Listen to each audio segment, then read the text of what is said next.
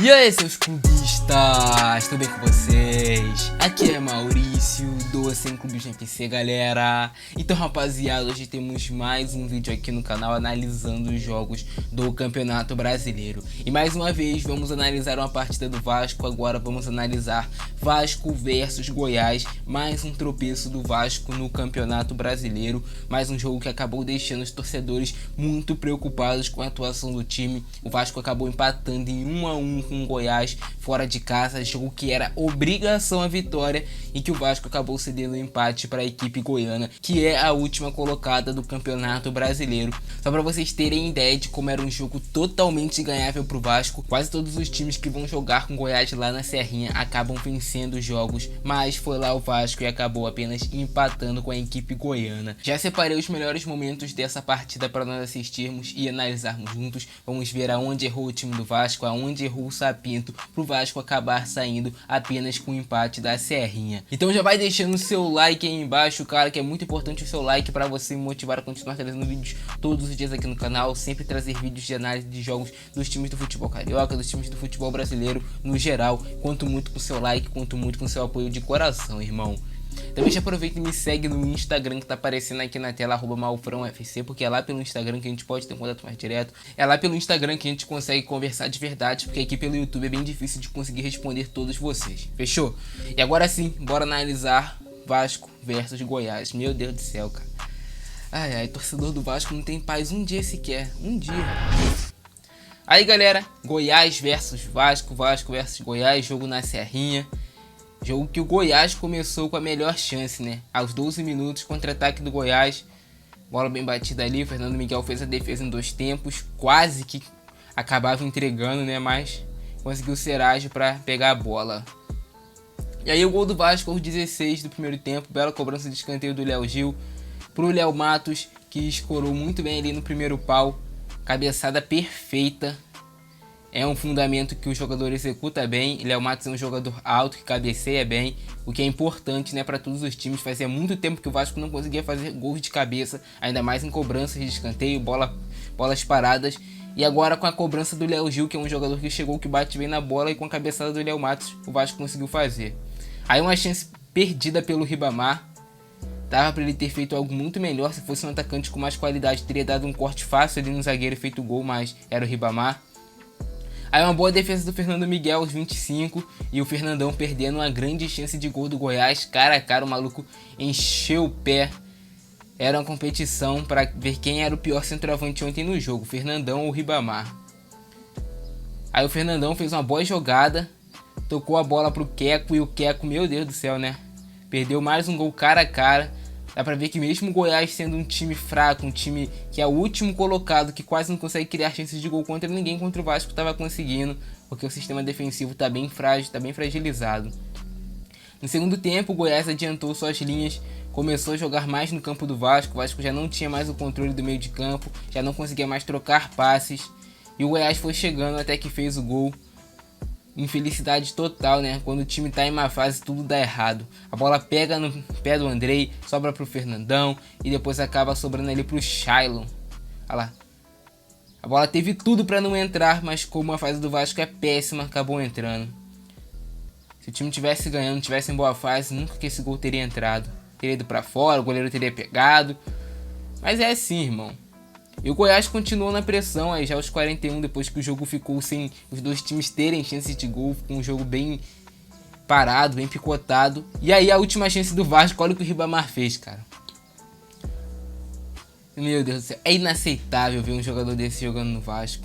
E o time quase perdeu, no finalzinho o Goiás quase fez o gol, cara. Douglas Baggio ali subiu bem na área. Neto Borges claramente sem ritmo de jogo, sem tempo de bola. Claramente sentindo muito o grande tempo que ele ficou sem entrar em campo. E aí o Fernando Miguel acabou fazendo a defesa. Pegou bem, boa defesa do Fernando Miguel. Mas dá pra vocês verem que o Goiás ali no final do jogo acabou empilhando uma quantidade bacana de chances de gol que poderia ter saído vencedor desse confronto. Até como disse o Sapinto, o Vasco saiu no lucro com esse empate pelo segundo tempo tão ruim que fez a equipe. E muito desse péssimo segundo tempo do Vasco também vai das escolhas do Sapinto. Eu não sei como está a forma física do Leonardo Gil, mas quando ele saiu o time do Vasco acabou de vez. Leonardo Gil estava marcando bem no meio de campo e estava fazendo uma saída de jogo aceitável. Eu não vou falar que estava algo primoroso porque não estava, o time estava ainda sendo pressionado, mas era muito menos do que foi quando o Felipe Bastos entrou em campo. Eu sinceramente não entendi a entrada do Felipe Bastos, jogador pesado, lento, que não dá passes verticais, dá apenas passes para o lado. Teve um número bacana do SofaScore mostrando que o Felipe Bastos deu mais de 90% dos seus passes no jogo pro lado ou para trás, então não é um jogador de construção, já não é mais um jogador que consegue fazer as jogadas acontecerem no meio de campo do Vasco. Então achei bem estranha a entrada do Felipe Bastos e não, por exemplo, a entrada do Marcos Júnior, que teria sido bem mais aceitável. Apesar do Marcos Júnior ser um jogador contestado pela torcida, ele ainda é um jogador de futebol, ainda corre, ainda consegue dar alguns passes bacanas, ainda consegue marcar. Agora o Felipe Bastos, pelo amor de Deus, cara, não tem mais condições de jogar no Vasco. Assim como o atacante Lucas Ribamar. Também não entendi a entrada do Lucas Ribamar, mais uma vez como titular. Thiago Reis no último jogo foi bem, um jogador que fez o gol, que mostrou ter faro de gol, que mostrou ter mais qualidade técnica e ser mais capacitado do que o Ribamar para jogar no Vasco, mas mesmo assim, mais uma vez, Ribamar entrou como titular. Aí, cara, não tem muito o que fazer. O jogador não dá sequência em uma jogada, não acerta um passe, não consegue fazer uma tabela, não tem inteligência para dar uma enfiada de bola, não acerta nada dentro de campo, perde todas as jogadas no corpo, perde todas as jogadas aéreas, não ganha uma, cara. Uma sequer. É um jogador nulo, é um jogador que acaba jogando até mesmo contra o Vasco, porque ele arma contra-ataques para o adversário com passes errados, não ganha uma quebrada de bola, não consegue prender a bola no campo de ataque, para vocês verem a diferença. O Cano, um jogador mais baixo que o Ribamar, mais fraco fisicamente, mas o que conta é a técnica, cara. Na hora de você dominar uma bola, fazer uma virada de jogo, dar um passe, dar uma enfiada de bola, algo assim do tipo, até mesmo para você cabecear. O Cano, mesmo sendo baixo, cabeceia bem melhor do que o Ribamar. O Ribamar não sabe fazer esse fundamento de cabecear. Não sabe finalizar pro gol, não tem faro de artilheiro, não é jogador de futebol. É inaceitável, rapaziada, é inaceitável. Eu vou começar a me recusar a ligar a televisão, ir em estádio, assistir jogo do Vasco quando o Ribamar estiver escalado, já tô avisando pra vocês. E se eu fosse você, faria o mesmo, porque não tem futuro. Não tem futuro isso. Ou ele sai do Vasco por bem ou ele sai por mal. É inaceitável o que está acontecendo com o Vasco, um jogador como o Ribamar vestir a camisa do Vasco. Inaceitável. Ah, também não é só o Ribamar, tem o Henrique, tem o Henrique, tem outros jogadores que a gente sabe que são fracos tecnicamente, a gente sabe que falham, a gente sabe que são jogadores falhos, mas o Ribamar supera todos esses, cara. Não tem como. Qualquer jogador que você falar que é ruim, o Ribamar vai superar ele, cara. É totalmente inaceitável, é totalmente inaceitável. E aí fica a minha bronca com o técnico Ricardo Sapinto, que mexeu mal ontem, colocou o Felipe Bastos, escalou mal a equipe colocando o Ribamar de titular.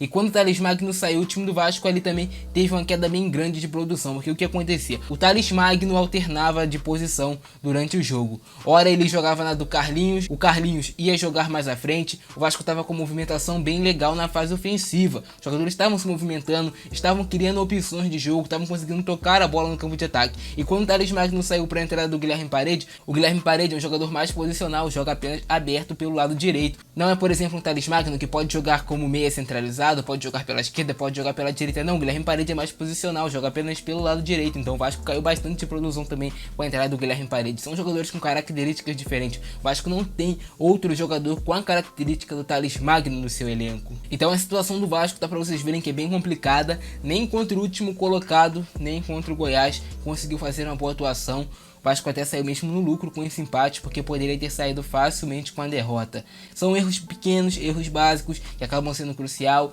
Os jogadores não têm mais calma, não têm mais tranquilidade para jogar. Os jogadores ontem até alguns comemorando o empate, o que é algo feio, algo de um time sem vergonha. Um time como o Vasco, um time do tamanho do Vasco, não pode comemorar empate com o Goiás, nem se o Goiás estivesse na liderança e nem se o Vasco estivesse na última colocação. Você não pode comemorar empate contra o Goiás, é o Vasco, cara. Não é um time de esquina. Esse cara tem que ter respeito, velho, pela camisa que veste. É um time totalmente sem vergonha. Essa é a única palavra que eu tenho para essa atuação do Vasco. Time sem vergonha. E é isso, rapaz. Essa foi a minha análise do jogo de ontem. Não tem muito o que falar. O time todo foi mal. Eu vou ficando nessa, por hoje é isso. Grande abraço, Francesco. É nóis e fui.